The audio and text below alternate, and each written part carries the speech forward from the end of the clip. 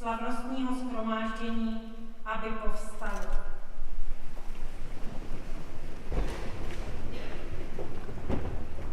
Zároveň žádám děkana Fakulty technologické, profesora inženýra Romana Čermáka, PhD, a proděkana pro tvůrčí činnost Fakulty technologické, profesora inženýra Petra Humpolíčka, PhD, aby diplomy absolventům předali.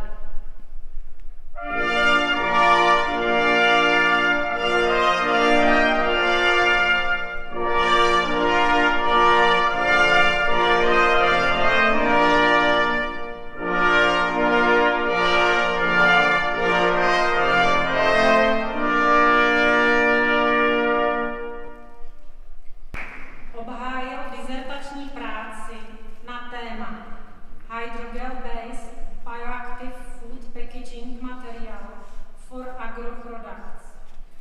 Školitelem byl profesor inženýr Petr Sáha, kandidát věd.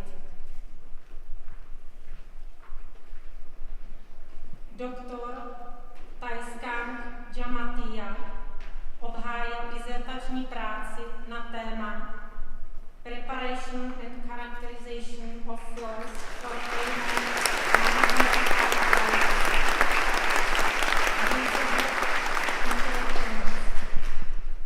Školitelem byl docent inženýr Ivo Kuřitka, PhD.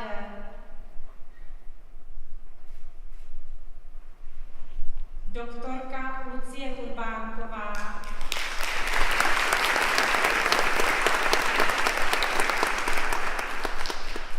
obhájila dizertační práci na téma Stabilizace disperzních systémů polymerními emulgátory.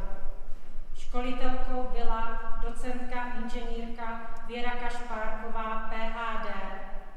Doktorka Urbánková získala za svou dizertační práci ocenění rektora.